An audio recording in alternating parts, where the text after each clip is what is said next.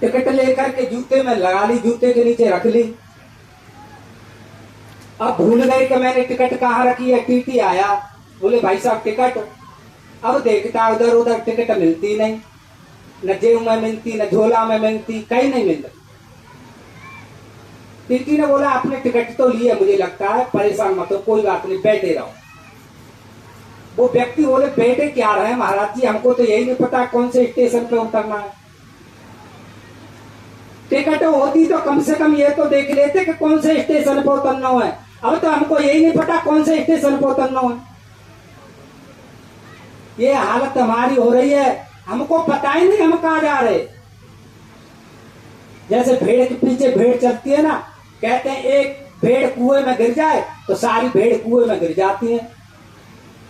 इसी प्रकार यही इंसान की हालत हो रही है, बस पैसा कमाने में लगे हैं। हमको व्यक्ति ने इतना पैसा कमा लिया, हम इतना पैसा करके दिखाएंगे। हमको पड़ोसी ने एक गाड़ी ले ली, हम 2 गाड़ी खरीदेंगे। हमको मेरी सहेली ने के पास 10 साड़ी, हम 15 साड़ी खरीदेंगे। इसी होड़ में दुनिया लगी है। पर ध्यान रखना, ऐसे लोगों की हालत क्या होती है। एक शेर ने अपनी घरवाली से कहा, सिंह ने, अरे देवी तुमको भूख लगी है? उसने कहा हाँ लगी है, तो मैं तेरे लिए शिकार लेके आता हूं। उस खेल को गैदुआ देख रहा था, सियार वहीं से कहीं पास में छिपके देख रहा था। वो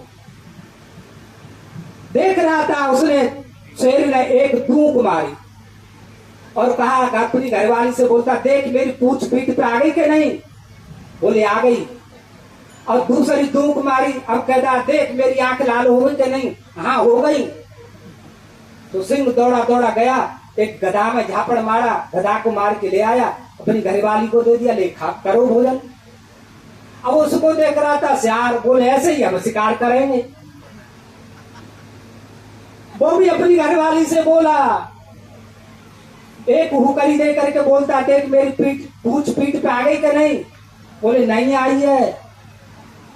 वो बोलता, अरे तूने तो हसगुल कर दिया। दूसरी हुकरी थी, बोले देख आंख लाल हो गई कि नहीं? बोले अभी नहीं हुई। गैदुआ बोलता, तूने तो हसगुल कर दिया, पर जाता हूं। वो भी गया, तो गधा में झापड़ मारना चाहे, सो गधा में दुलकती रही, उसका सारा मुंह फूट गया, खून से लथपथ हो गया। भागा भागा आया घर, घरवाली से बोलता है, अरे देख मेरी क्या हालत हो गई। घरवाली बोली, तब आंख लाल नहीं होती, पर अब तो सारा भौड़ो ही लाल लाल हो गया। ये एक दूसरे की होड़ करते हैं ना, ऐसा ही होता है। धन कमाने की होड़, बड़े हरिचंद बनते हैं, कहता है मैं उस फलाने बड़े महात्मा का चेला हूं। ईमान कितना करता है, पर उस पे खेल क्या है? बना बापू का चेला है मगर रिश्वत से नाता है। बना बापू का चेला है मगर रिश्वत से नाता है। खून पीता गरीबों का 5 की प्याज खाता है। खून पीता गरीबों का 5 की प्याज खाता है।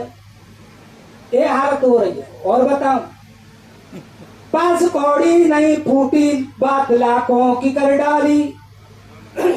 बड़ी बड़ी लंबी लंबी बातें करता है। 5 कौड़ी नहीं फूटी, बात लाखों की कर डाली। जबर से सिर झुका भागा, निवल को दे रहा गाली। जबर से सर झुका भागा, निवल को दे रहा गाली। दींगरा के मारे भगता है, पर गरीब पे सारी नाराजी उतार देता है। ये हालत हो रही है लोगों की। कैसे हमारा समाज सुधर सकता है, कैसे हमारा राष्ट्र सुधर सकता है? अपना जीवन बनाना है तो कम से कम भगवत चर्चा सुन करके इतना परिवर्तन कर लो कि हमारा नशा छूट जाए और एक सात्विकी जीवन बन जाए। सात्विकी भोजन करो, सात्विकी यज्ञ करो, सात्विकी दान करो, सब कुछ सात्विकी करो। गीता में भगवान सात्विकी दान करना चाहिए। इसमें एक दृष्टांत याद आ गया है। एक बार इंद्र मृत्युलोक में घूमने आ गए।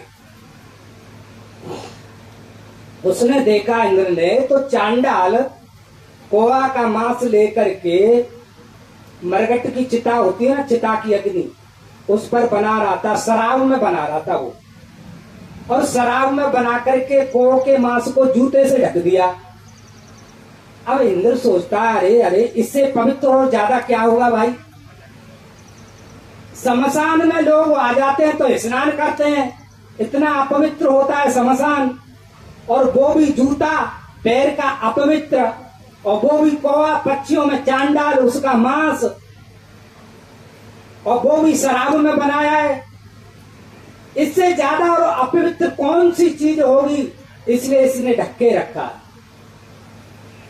तो इंद्र पूछता है, काकमासम सुरासिक्तम प्रत्यापानम आच्छादितम इंद्र पृच्छति चांडाल किमिमे मध्यमतम परम। हे भाई चांडाल, ये बता कि तूने ये मांस ढका क्यों? इससे गंदी चीज और क्या है जिससे गंदा हो जाएगा, इसलिए तेने जूते से ढका। वो बोलता है चांडाल, देव दुज गुरु गवाम वृत्ति, देव ध्वज गवाम वृत्ति हरंत हारंत च तेसाम पादर द्वृत्याम पानम आच्छादितम मया। चांडाल बोलता है कि धार्मिक आयोजन के नाम से चंदा करके जो व्यक्ति चंदा से धन खा जाते हैं, उनकी नजर उस मांस पे पड़ गई तो और ज्यादा गंदा हो जाएगा। ये धार्मिक आयोजन में जो चंदा आता है उसका धन बहुत बुरा होता है, ध्यान रखना। गौशाला के नाम से चारा आता है, उसे लोग खा जाते हैं। ब्राह्मणों का भोजन कराने के नाते चंदा करते हैं, मंदिर बनवाने के चंदा करते हैं, चंदा करते हैं, पर चंदा का सदुपयोग होना चाहिए, तो पूरा प्रयास होना चाहिए। यदि उसमें से कोई खा जाए तो चांडाल कहता है कि वो व्यक्ति इतना नीच है, इतना नीच है, तो उसकी नजर इस अपवित्र मांस पर भी पड़ गई तो और ज्यादा अपवित्र हो जाएगा।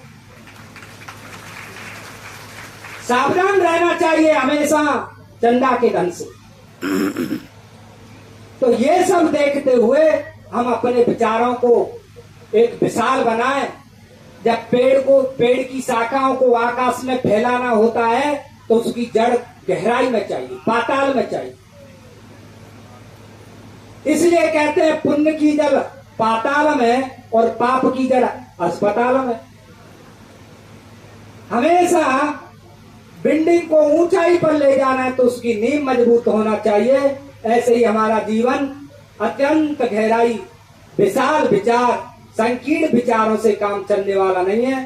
संकीर्ण विचारों से आप कभी सुखी होने वाले नहीं है। आपके विचार विशाल हो, आपके विचार आत्म बल के साथ हो, तो आपकी उन्नति होगी। कोई